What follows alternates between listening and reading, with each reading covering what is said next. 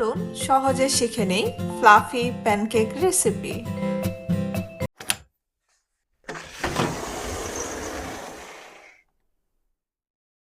প্রথমে একটি বড় পাত্র নিন এবং পাত্রটিতে 1 কাপের একটু বেশি পরিমাণ ময়দা, 3 টিস্পুন বেকিং পাউডার, 1 টিস্পুন লবণ, 2 টেবিল স্পুন চিনি নিয়ে নেই।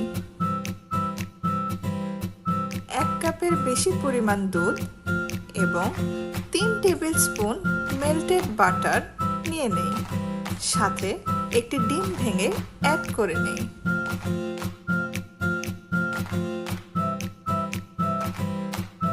সবগুলো উপকরণকে হ্যান্ড মিক্সচারের মাধ্যমে ভালোভাবে মিশিয়ে নিন।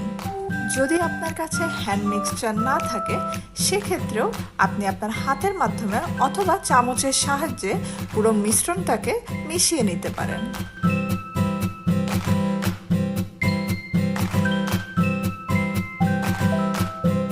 এখন একটি ননস্টিকি প্যানের মধ্যে মাখানো মিশ্রণটি বড় চামচের সাহায্যে একটু একটু করে প্যানের মধ্যে দিতে হবে, যা পরবর্তীতে একটি প্যানকেকের আকার ধারণ করবে।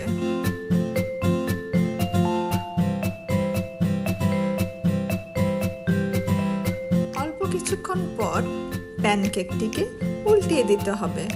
এর সাথে লক্ষ্য রাখতে হবে প্যানকেকটি যেন ওভারকুক না হয়।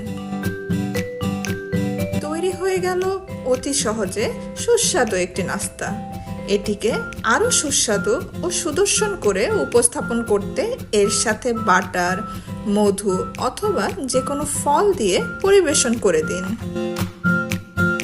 বেশ, হয়ে গেল কম সময়ে একটি মজাদার রেসিপি।